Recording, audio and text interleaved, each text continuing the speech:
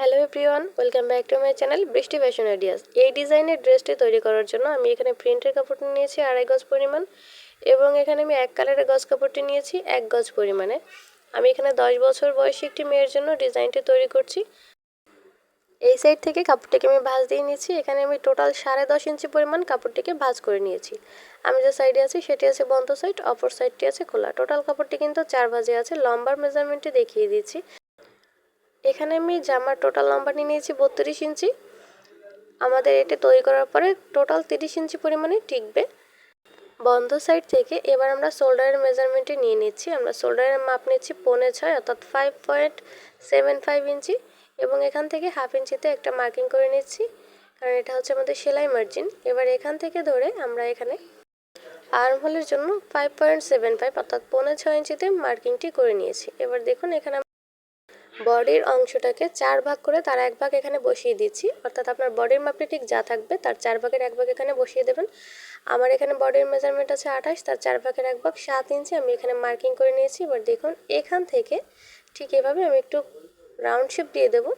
তার আগে এখানে আমি গলার জন্য চওড়া নিয়ে নিচ্ছি 2.5 অর্থাৎ 2.5 ইঞ্চি, এবং গলার লম্বাটি আপনি আপনার পছন্দ মতো রাখবেন। এখানে আমি 4 ইঞ্চিতে গলার লম্বাটি রাখবো।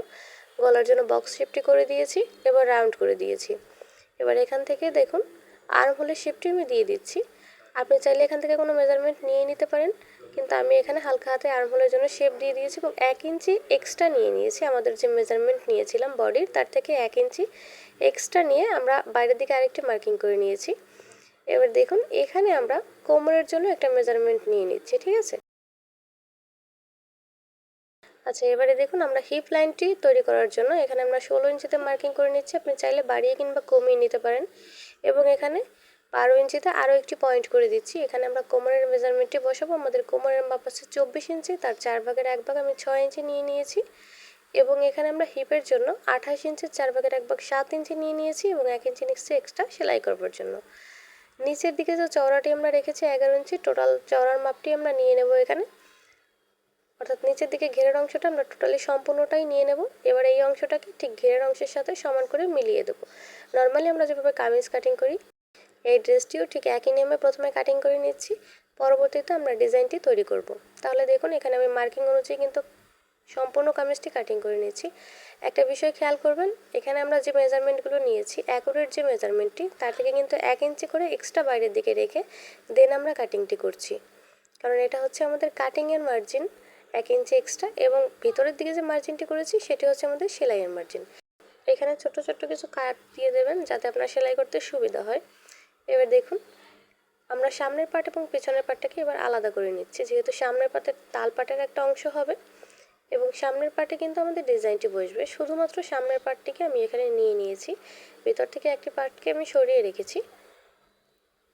এবার এখান থেকে আমি তালপাটের অংশটি কাটিং করে নেব। এর জন্য ভেতরের দিকে 1 ইঞ্চিতে আমি একটি মার্কিং করছি। এবার এই কর্নার করে এভাবে দাগটিকে মিলিয়ে দেবো এবং ভিতর দিক থেকে রাউন্ড শেপটি দিয়ে দেবো। আর্মহোলের যে রাউন্ড শেপটি সেটিকে দিয়ে জাস্ট এখান থেকে আমরা এবার কেটে নেব। এবার দেখুন মিডল বরাবর যে ভাঁজটি আছে সেই বরাবর আমি কাপড়টিকে কেটে নিচ্ছি, কারণ এখানটায় আমরা ডিজাইনটি বসাবো। একদম মিডল বরাবর কিন্তু এই কাপড়টিকে কেটে নিতে হবে। দেখুন দুটো পার্ট হলো। এবার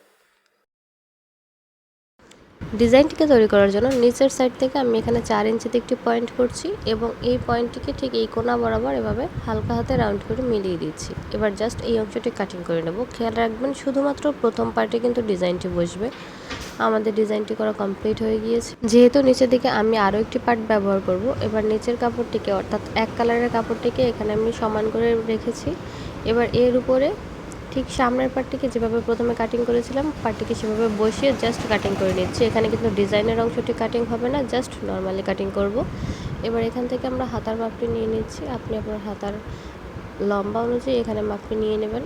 আমি এখানে নতুন করে হাতার মাপটি আর বোঝাচ্ছি না, যেহেতু আমার ডিটেলস আরও কয়েকটি ভিডিও আছে হাতার মাপের, আপনি চাইলে সেখান থেকে দেখে নিতে পারেন। এখানে আমি 10 ইঞ্চি হাতার লম্বা তৈরি করছি, আপনি চাইলে আরও কমিয়ে কিংবা বাড়িয়েও নিতে পারেন। এবারে আমরা সরাসরি সেলাই কাজে চলে যাচ্ছি। সামনের পার্ট দুটিকে আমি এখানে নিয়ে নিয়েছি। এবার দেখুন এখানে গলার যে অংশটি আছে অর্থাৎ মিডল বরাবর যে কাটিংটি করেছিলাম আমরা, সেই মিডল বরাবর কাপড়টিকে এভাবে ছোট্ট করে 2বার ভাঁজ দিয়ে সেলাই বসিয়ে দেব, এবং ডিজাইনের অংশটিকেও কিন্তু এভাবে কোণা থেকে এভাবে ঘুরিয়ে নিয়ে জাস্ট এখানে 2বার ভাঁজ দিয়ে সেলাই বসিয়ে দিতে হবে। দেখুন একটি পার্ট কিন্তু আমাদের রেডি হয়ে গিয়েছে, সেকেন্ড পার্টটিকেও আমি সেমভাবে রেডি করে নেব। আরও একটু ভালোভাবে বোঝার জন্য আপনাদের সাথে আমি শেয়ার করছি। দেখুন এটা হচ্ছে আমাদের ডিজাইনের অংশটা, তাই না? ডিজাইনের অংশটার বরাবর কিন্তু 2 বার ভাঁজ দিয়ে জাস্ট সেলাইটিকে বসিয়ে দিলেই কমপ্লিট হয়ে যাবে। এবার ইনারের যে কাপড়টি আছে, অর্থাৎ ভিতরের দিকে যে কাপড়টি আমরা নিয়েছিলাম সামনের পার্টের জন্য, শুধুমাত্র সামনের পার্টের জন্য এই কাপড়টি আমরা নিয়েছিলাম। এবার এর উপরে আমাদের কামিজের যে মেইন পার্টটি আছে, পার্টটিকে ঠিক এভাবে করে বসিয়ে রাখবো আমরা। আপনি এখানে পিন আপ করে নেবেন, তাতে আপনার সুবিধা হবে সেলাই করবার জন্য। দেখুন আমি এখানে পিন আপ করে নিচ্ছি। খেয়াল রাখবেন আমরা কিন্তু কাপড়টিকে মিডল বরাবর কেটে দেন 2 বার ভাঁজ দিয়েছি, সুতরাং কিছুটা পরিমাণে কাপড় কিন্তু আমাদের গ্যাপ থাকবে মিডল বরাবর, সেখানে আমরা আরও একটু ডিজাইন তৈরি করব। প্রথমে কাপড় দুটিকে সমান করে এখানে সেট করে নেব, দেন পরবর্তীতে এখানে আমরা আরও একটু ডিজাইন দিয়ে ডিজাইনটি কমপ্লিট করে নেব।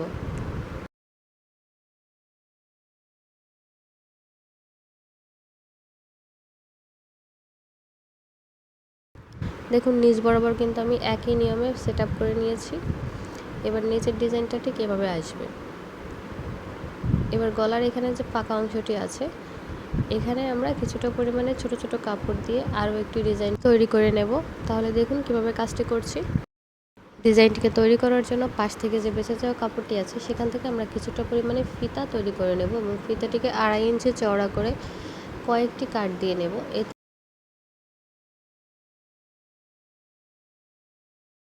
এক টুকটা বড় ফিতা থেকে এবং আমরা ছোট ছোট কিছু ফিতা তৈরি করে নিয়েছি। এবার এই যে মিডল অংশটি আছে, এই মিডল অংশ বরাবর এভাবে কাপড়টিকে রাখবো এবং এভাবে একটা ক্রস লাইনের ক্রিয়েট করব। প্রথমে মিডল বরাবর সেলাই দিয়ে ক্রসটিকে আটকে দেব। খেয়াল রাখবেন প্রথমে মিডল বরাবর আটকে দিতে হবে, পরবর্তীতে আপনি সাইডের সেলাইগুলো দিয়ে নেবেন। একই নিয়মে কিন্তু প্রত্যেকটা ক্রস আমি এখানে ক্রিয়েট করে নিচ্ছি।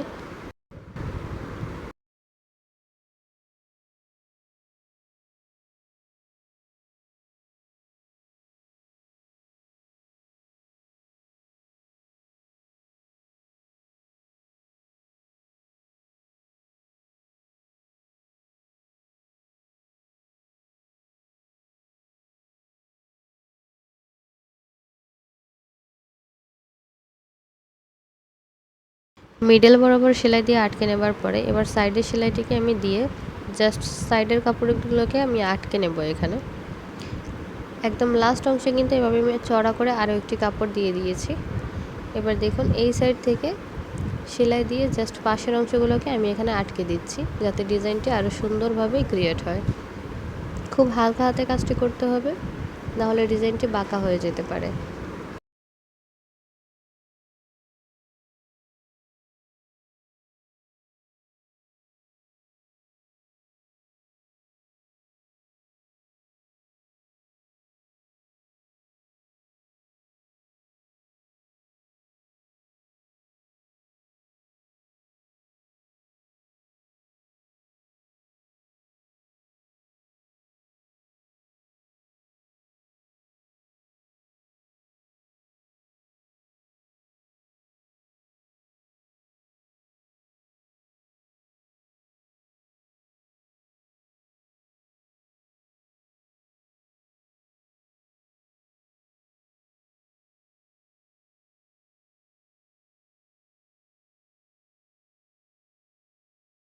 মাঝখানের ডিজাইনটি ক্রিয়েট করার পরে সাইডের যে দুটো পার্ট আছে, আমাদের মেইন যে দুটো পার্ট, সেই পার্টটিকে এভাবে ডিজাইনটার উপরে বসিয়ে দিতে হবে এবং চাপ সেলাই দিয়ে দিতে হবে।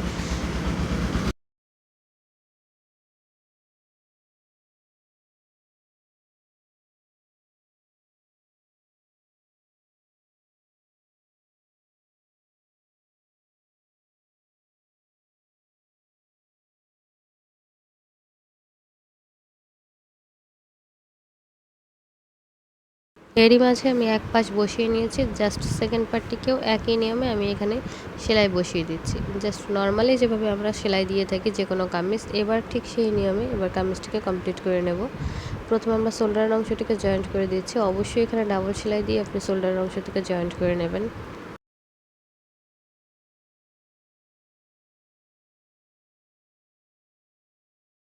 গলার অংশে এখানে আমি পাইপিং অ্যাড করব। এর জন্য এক সাইডে শোল্ডারের অংশটিকে জয়েন্ট দেওয়ার পরে গলার পট্টির কাপড়টিকে এখানে জয়েন্ট করে নিচ্ছি এবং ভিতরের দিকে ফোল্ড করে পট্টির কাপড়টিকে ফিনিশিং সহকারে গলার উপরে আমি বসিয়ে নেব। কিভাবে পাইপিং রেডি করতে হয় সে সম্পর্কে আমার আরও কয়েকটি ভিডিও আছে, আপনি চাইলে সেখান থেকেও দেখে নিতে পারেন।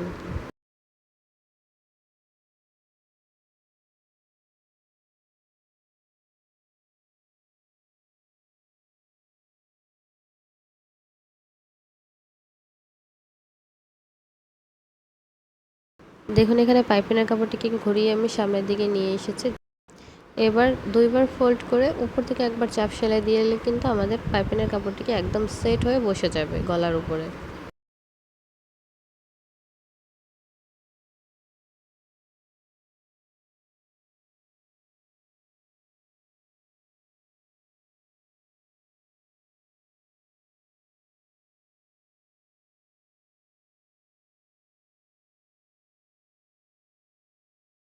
এবার এই সাইডের শোল্ডারের অংশটিকে আমি একইভাবে জয়েন্ট করে নিচ্ছি। দেখুন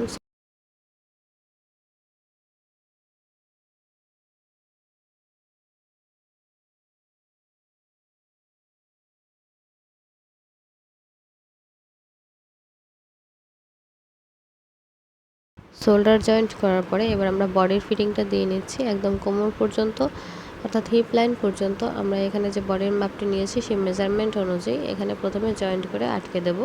দেন পরবর্তীতে আমরা যে কোমরের পার্টটি আছে সেখান থেকে আমরা যে ফাড়ার অংশটি, সেই ফাড়ার অংশটি জয়েন্ট করে দেবো। আপনি চাইলে এই একই নিয়মে কিন্তু গোল জামার জন্য ডিজাইনটি তৈরি করতে পারেন। আমি এখানে কামিজ জামার জন্য ডিজাইনটি তৈরি করছি।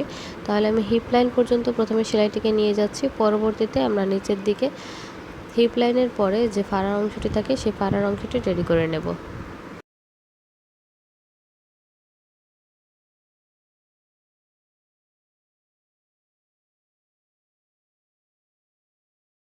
এবারে দেখুন নিচের দিক থেকে 2বার ফোল্ড করে আমরা এখানে চাপ সেলাই বসিয়ে দিচ্ছি। এটা হচ্ছে আমাদের ফাড়ার অংশ। একটু হালকা হাতে কাজটি করবেন যাতে এখানে ফাড়ার অংশটি খুব সুন্দরভাবে ক্রিয়েট হয়।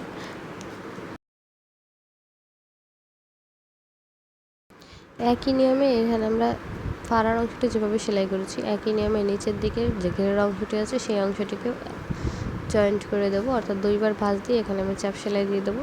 ভিডিওটি শেষ পর্যন্ত দেখার পরে কেমন লেগেছে সেটা অবশ্যই কমেন্ট করে জানাতে ভুলবেন না। এবং এটি হচ্ছে দেখুন আমাদের জামার ফাইনাল লুক কতটা পারফেক্ট এসেছে। ধন্যবাদ সবাইকে সম্পূর্ণ ভিডিওটি দেখার জন্য।